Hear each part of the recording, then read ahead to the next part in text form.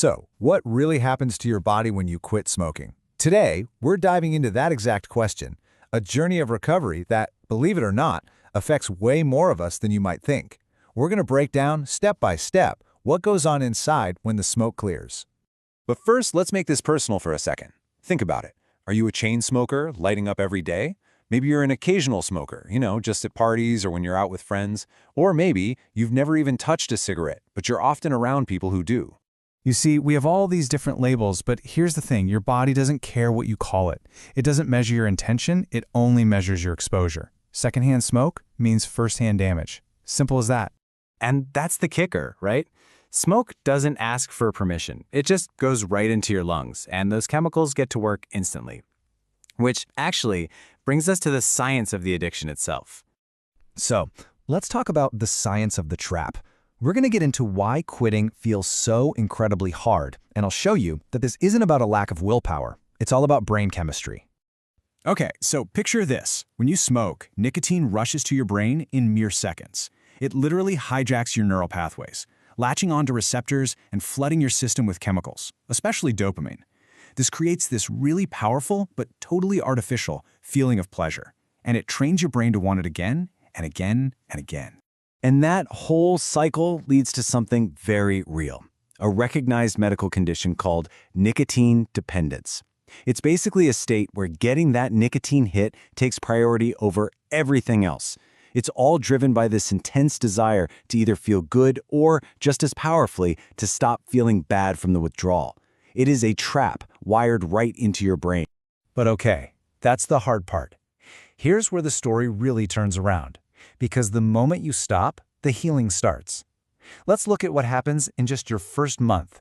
You're going to be amazed at how quickly your body starts to thank you. The changes are practically immediate. Within just 3 days, 72 hours, the carbon monoxide is gone from your system and your blood can carry more oxygen. By 1 week, food tastes better, things smell clearer, and inside a month, your lungs' own little cleaning crew, these tiny hairs called cilia, they start working properly again, sweeping out all that gunk.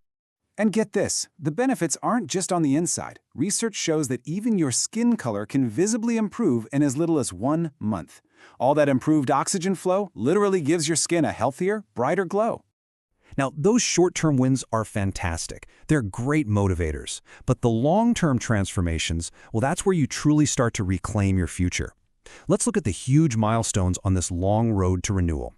After just 1 single year of being smoke-free, your risk of having a heart attack is slashed in half. That is how fast your cardiovascular system starts to heal itself. It's amazing. Okay, fast forward 10 years. The progress is even more incredible. Your risk of dying from lung cancer is also cut in half. And then we get to the 15-year mark. At this point, your body pulls off something truly remarkable. Your risk of a heart attack drops to the exact same level as someone who has never, ever smoked a cigarette in their life. It's a complete reset.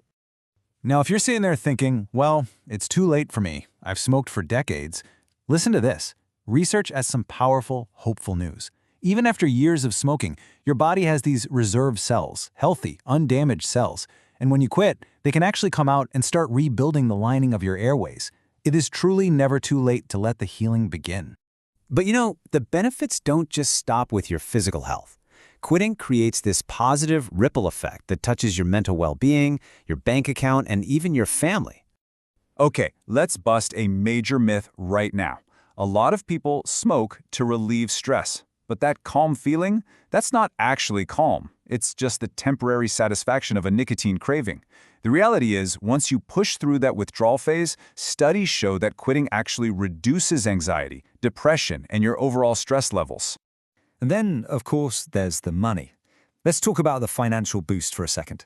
The average smoker can save around £2,500 a year just by quitting. I mean, think about what you could do with that extra cash.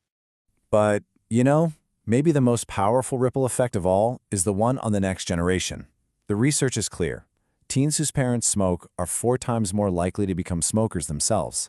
When you quit, you're not just saving your own life, you're breaking a cycle. So we've talked a lot about the why. It's pretty compelling, right? Let's finish up with the how. If you're feeling ready to start this journey, here are the first really simple steps on your path to quitting.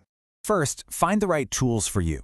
Things like nicotine replacement therapy can make a huge difference. Second, explore your support options, whether that's online groups or local programs. But honestly, the most crucial step is this: remembering you do not have to do this alone. Getting support can literally double your chances of success. So, we'll just leave you with this one last thought. Your body has this incredible built-in ability to repair itself. It is designed to heal. The only real question left is, when will you let it begin?